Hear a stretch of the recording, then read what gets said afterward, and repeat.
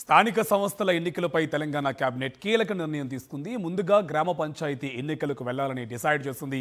ఇందుకోసం ఏర్పాట్లు చేయాలని అధికారులకు కేబినెట్ ఆదేశించింది. హైకోర్టు సూచనల ప్రకారం ఎన్నికలకు వెళ్లాలని నిర్ణయించింది. 50% రిజర్వేషన్లు మించకుండా స్థానిక సంస్థల ఎన్నికలు జరపాలంది. వారం 10 రోజుల్లో పంచాయతీ ఎన్నికల నోటిఫికేషన్ వెలువడే అవకాశం ఉంది.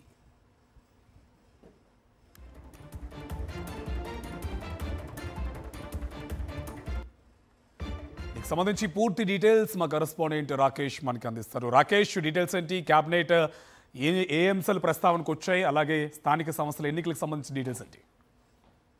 స్థానిక సంస్థల ఎన్నికల నిర్వహణపై తెలంగాణ కేబినెట్ సుదీర్ఘంగా చర్చిస్తోంది. దాదాపుగా 4 గంటలుగా ఇదే అంశంపై మంత్రులతో సీఎం చర్చిస్తున్నట్టుగా సమాచారం. ముఖ్యంగా హైకోర్టు ఇచ్చిన తీర్పు ప్రకారం లోకల్ బాడీ ఎన్నికలు నిర్వహించేందుకు ప్రభుత్వం సిద్ధమైనట్టుగా సమాచారం.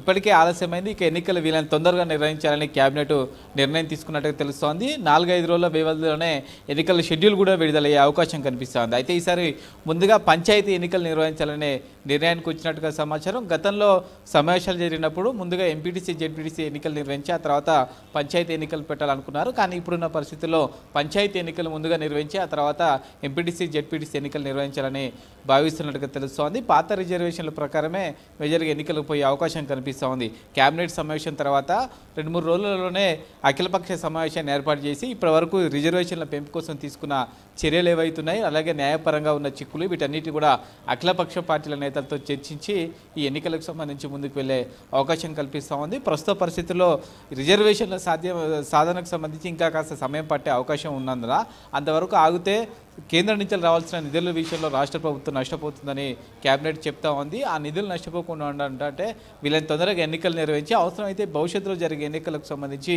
ఈ రిజర్వేషన్లు సాధ్యాసాధ్యాలపై సమీక్షలు చేసుకోవాలనే నిర్ణయానికి వచ్చినట్టుగా సమాచారం. 1-2 రోజుల్లోనే అఖిలపక్ష సమావేశం పెట్టే అవకాశం అయితే కనిపిస్తూ ఉంది.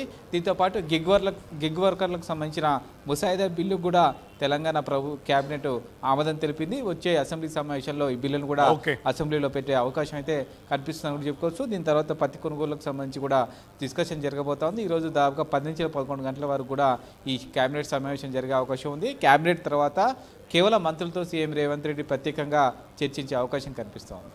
Right, thank you Rakesh.